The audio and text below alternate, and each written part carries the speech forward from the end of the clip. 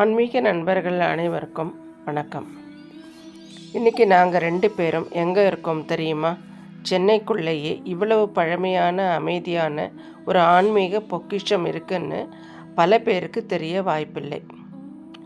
ஆமாக்கா, உள்ள நுழைஞ்ச உடனே மனசுக்கு அவ்வளோ ஒரு நிம்மதி. அதுவும் இந்த புறாக்களோட சத்தம், சுற்றி இருக்கிற அந்த பழங்காலத்து சுவர்கள்னு எல்லாமே வேறு லெவலில் இருக்குது.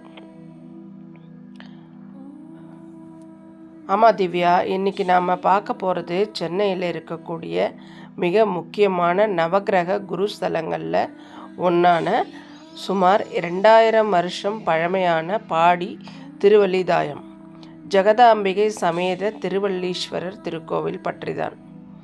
திருமண தடையை நீக்கும் விசேஷ விநாயகர், யானையின் பின்புற வடிவில் அமைந்த கஜபிரிஷ்ட கோபுரம்னு இந்த கோவிலோட ஆன்மீக ரகசியங்களையும் சிறப்புகளையும் இன்றைக்கி நாம் யதார்த்தமாக சுற்றி பார்த்து தெரிஞ்சுக்க போகிறோம். வாங்க வீடியோக்குள்ளே போகலாம்.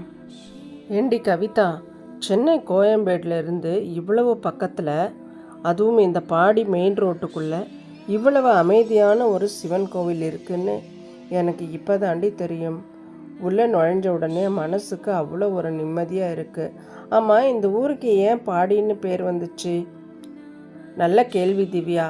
அந்த காலத்தில் ஒரு நாட்டு மன்னன் இன்னொரு நாட்டு மேலே போர் தொடுத்த போது அவங்களோட போர் படைகள் தங்கிறதுக்காக இந்த இடத்த ரெடி பண்ணுவாங்க. அதை பாடி வீடுன்னு சொல்லுவாங்க. சோழ மன்னர்களும் விஜயநகர பேரரசுகளும் தங்களோட படைகளை இந்த இடத்துல தங்க வச்சதுனால இந்த ஊருக்கு பாடின்னு பேர் வந்துச்சுடி. அடேங்கப்பா, இங்கே பாருன்னு கவிதா, எவ்வளோ புறாக்கள்! பார்க்குறதுக்கே கண்கொள்ளா காட்சியாக இருக்குது. ஆமாடி, இந்த கோவிலுக்கு வரவங்க மறக்காமல் புறாக்களுக்கு தானியங்கள் வாங்கிட்டு வந்து போடுவாங்க. சரி, இப்போ இந்த கோவிலோட மிக முக்கியமான சிறப்பை சொல்கிறேன் கேளு. சென்னையில் இருக்கக்கூடிய நவகிரக தலங்களில் குருஸ்தலங்கள் 2 தான். ஒன்று போரூர் ராமநாதீஸ்வரர் கோவில், இன்னொன்று நாம் இப்போ நிற்கிற இந்த பாடி திருவல்லீஸ்வரர் கோவில். தஞ்சாவூர் திட்டை ஆலங்குடிக்கு நிகரான சென்னை குரு பரிகார தலம் இது. அப்படியா? குரு தலம்னா இங்கே வியாழக்கிழமை விசேஷ வழிபாடுகள் நடக்குமே?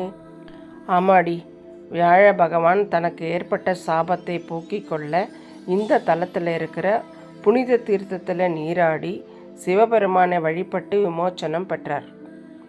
அதனால தான் இது மிகச்சிறந்த குரு பரிகார தலம். இங்கே குரு பகவானுக்கு தனி சன்னதி இருக்குது. வியாழக்கிழமைகளில் இங்கே வந்து குரு பகவானுக்கும் தட்சிணாமூர்த்திக்கும் மஞ்சள் வஸ்திரம் சாத்தி முல்லை மலர்களால் அர்ச்சனை செஞ்சால் குரு தோஷங்கள், படிப்பு மற்றும் தொழிலில் இருக்கிற தடைகள் எல்லாம் அப்படியே விலகிவிடும். கவிதா, அந்த மூலவர் சன்னதிக்கு மேலே இருக்கிற கோபுர அமைப்பை பாரு. கொஞ்சம் வித்தியாசமாக யானை உட்காந்துக்கிற மாதிரி ரவுண்டாக இருக்கே. செம்ம அப்சர்வேஷன் திவ்யா. இதுக்கு பேர் தான் கஜபிரிஷ்ட விமானம் அப்படின்னு சொல்லுவாங்க. அதாவது தூங்கானை மாடம்னு தமிழில் சொல்லுவாங்க. யானையோட பின்புறம் அமர்ந்த நிலையில் எப்படி இருக்குமோ அந்த வடிவத்தில் இந்த மூலஸ்தான கோபுரம் அமைக்கப்பட்டிருக்கு.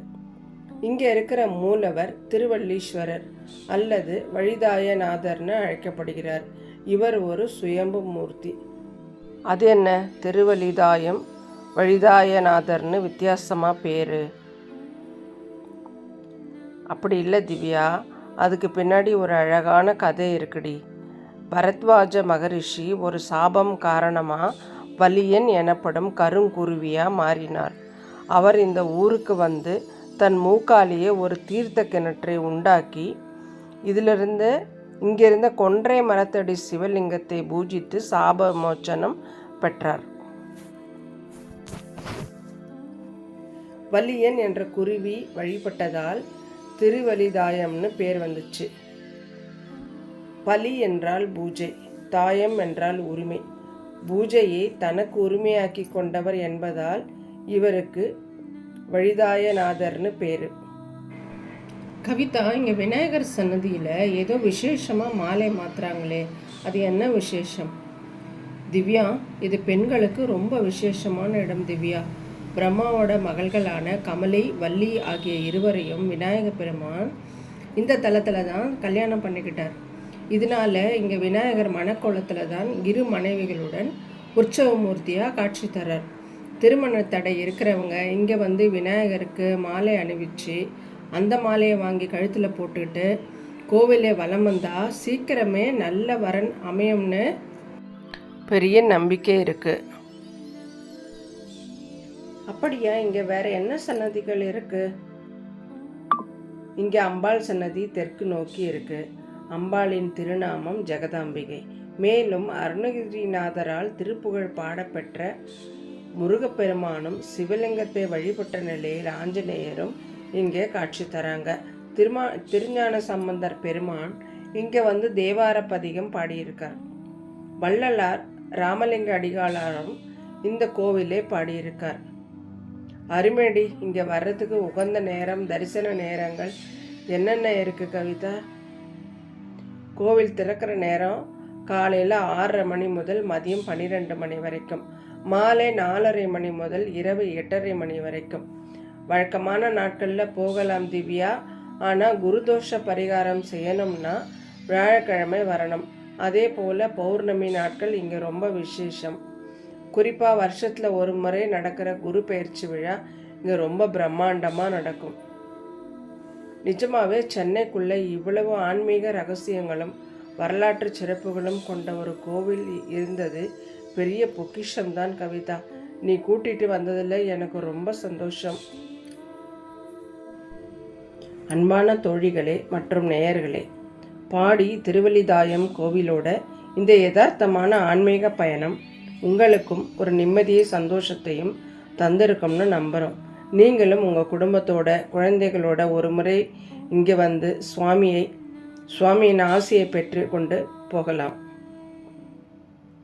இந்த ஆன்மீக பதிவு உங்களுக்கு பிடித்திருந்தால் மறக்காமல் லைக் பண்ணுங்கள். உங்கள் தோழிகளுக்கும் சொந்தக்காரங்களுக்கும் ஷேர் பண்ணுங்கள். நம்ம சேனலுக்கு இன்னும் சப்ஸ்கிரைப் பண்ணலைன்னா உடனே சப்ஸ்கிரைப் பண்ணிவிட்டு பக்கத்தில் இருக்க பெல் ஐக்கானையும் கிளிக் பண்ணிடுங்க. உங்களை அடுத்த ஒரு அழகான பதிவில் சந்திக்கிறோம். நன்றி. வாழ்க வளமுடன்.